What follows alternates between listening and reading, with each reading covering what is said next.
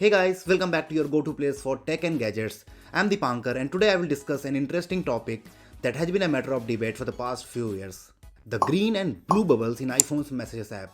If you have an iPhone, you may have noticed that some messages are green and some are blue. Today I am going to discuss why different messages act differently in iPhone's Messages app.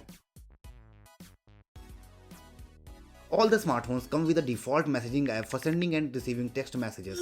Apple has also been shipping iPhones with a Messages app since very beginning.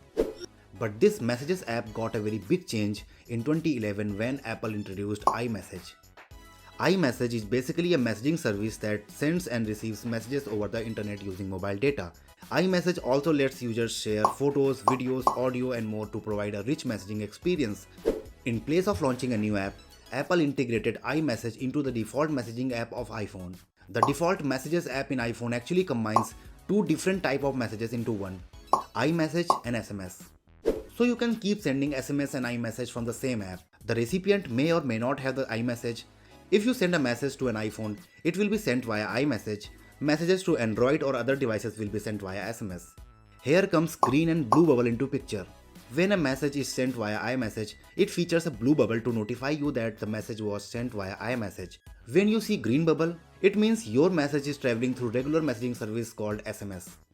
But what if a message sent from an iPhone to an iPhone also features a green bubble? In this case, the recipient may not have enabled the iMessage or is not connected to the internet, so the message was delivered via SMS. So what is the big difference? Green bubbles use SMS that works on any phone. Blue bubbles mean you are using iMessage. One more thing, iMessage is more secure because it keeps your messages private. Only the person you are talking to can read them. And that's the story behind green bubbles and blue bubbles in Apple's Messages app. If this video was helpful, give it a thumbs up. Don't forget to subscribe for more tech videos. Thanks for watching and take care.